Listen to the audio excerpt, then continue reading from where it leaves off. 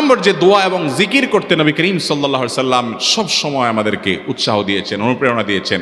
এবং ইবনে সাদি রাহিমাহুল্লাহ তিনি 6টা নির্যাস দোয়া এবং জিকির যে বলেছেন তার 4 নম্বর হলো লা হাওলা ওয়ালা কুওয়াতা ইল্লা বিল্লাহ। লা হাওলা ওয়ালা কুওয়াতা ইল্লা বিল্লাহ। লা হাওলা ওয়ালা কুওয়াতা ইল্লা বিল্লাহ, এটা হলো সারেন্ডার করা, আল্লাহর কাছে সারেন্ডার করা, আত্মসমর্পণ করা।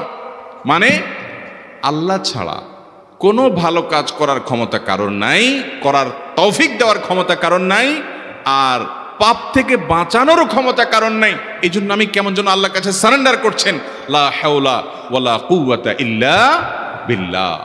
কোনো অবস্থা, কোনো সামর্থ্য এগুলো কারোর কাছে নাই, শুধুমাত্র কার কাছে আছে? আল্লাহর কাছে আছে। এই অর্থ বুঝে আপনি লা হাওলা ওয়ালা কুওয়াতা ইল্লা বিল্লাহ বেশি বেশি পাঠ করবেন।